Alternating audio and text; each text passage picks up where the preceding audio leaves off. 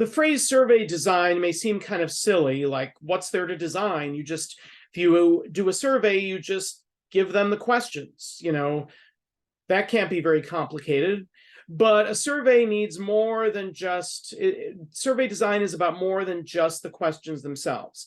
It's also about figuring out the right order in which to ask the questions, and how to group related questions together. It's about giving respondents a set of instructions so they know how to take the survey. And it's about giving them an introduction that explains why you are doing the survey. So there are a number of elements that go into designing a survey. Let's talk about those. So before you even give them the first question, there should be some kind of an introduction for the survey. An introduction that describes the purpose of the survey. Now, you've got to be very careful in how you phrase that, because you don't want to give away your research questions or hypotheses.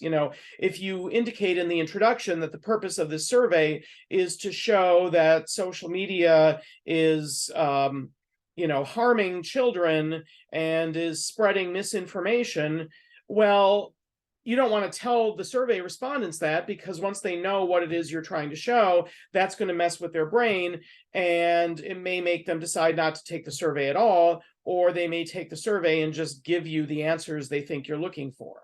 So you want to make sure that the way you describe the purpose of the survey is very neutral and somewhat vague, but still honest, okay? So writing a good introduction for a survey can be a bit of a challenge, but there should be some kind of an introduction. You don't want to just bombard them right away with questions, because that's kind of a rude way to begin a survey. Who wants to take a survey if they have no idea why they're being asked to take the survey? Unless you tell them why it is you're doing the survey and why it matters, there's no incentive for them to just answer a bunch of random questions. When you get to the questions themselves, you need to include instructions and, if necessary, definitions. Now, you may think it's obvious how to take a survey, but you would be surprised how often people don't know what it is you want them to do. So if you're doing a survey on pen and paper and you want them to check a box, you better tell them, check the box. Because otherwise, what may happen is, instead of checking any of the boxes, they may just write their own answer, off to the side, which is not what you want them to do. But if you don't tell them they need to check a box, don't expect them to check a box. And if you don't tell them that they should only check one box, don't be surprised if they end up checking all of the boxes. So you've got to give them those instructions. You've got to make it clear what it is you want them to do. Don't assume that they will be able to figure it out. There's a lot of stupid people out there. You want to make sure that stupid people can take your survey too. Give them instructions. When you are posing your questions, you have to give some thought to the proper sequence of those questions. Chances are that you have several questions about one thing, several questions about something else, several questions about something else. There's probably 2 or 3 or 4 different buckets or different categories of questions.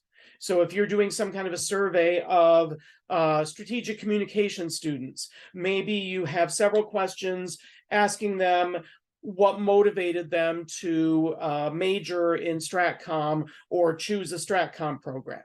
And then maybe you have several questions asking them about their career ambitions. And then maybe you have several demographic questions asking them for their age and their gender and maybe their income, So you may have like 3 different buckets of questions. So you want to make sure on the survey that the related questions are grouped together.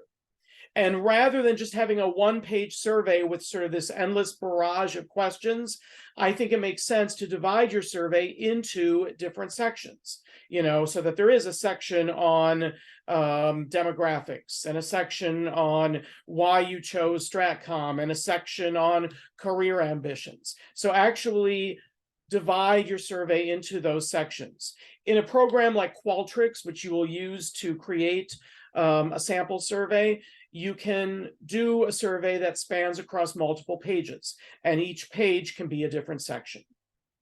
Generally, you want to start with the more general questions first and then build up to the more specific questions toward the end of your survey.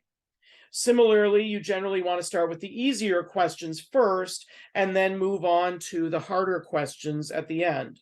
So people kind of warm up with the easy questions, and then finally they get to the more difficult questions at the very end. You also want to save any sensitive questions for the end of the survey. Why? Because if you ask them a really personal or really sensitive question as the first question, they may just bail. They may decide at that point, I'm not taking the survey. That's none of your business. And then, you don't get any data from them. Whereas if you put the question at the end of the survey, by the time they get to it, they've already answered all the other questions. So even if they don't answer that sensitive question at the end, you still have a bunch of usable data from them. So generally, that's why you want to save the sensitive questions until the end. Now, a lot of demographic questions, and you may not think this, but it's true, a lot of demographic questions are sensitive. People are oftentimes reluctant to give their age or their income or their gender or their race. They look at those questions and they think, why are you asking me this? This is none of your business. It's none of your business how much money I make or how old I am. So if you start your survey with those demographic questions, it is highly likely that someone is going to bail on your survey. If the survey says it's a survey about social media usage, but question number one is, how old are you? They're going to think, wait a second, I thought this was a survey about social media, not a survey about how old I am. That's it. I'm not taking the survey. So I would say generally you want to put demographic questions at the end of your survey. People tend to want to put those questions first, but I think in most situations it makes more sense to put those questions last because they are potentially sensitive. One other thing about surveys is that before you go live with your survey, you should do some pre-testing. Because once you go live with the survey, you really can't turn back the hands of time. Once a survey is live, you can't tinker with it, because if you do, it'll throw off all of your data.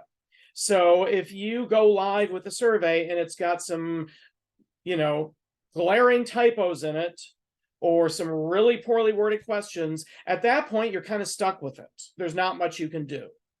So you want to pre-test your survey, because if you give the survey to several people, they may spot problems with it, or they may say, this question confused me a little bit.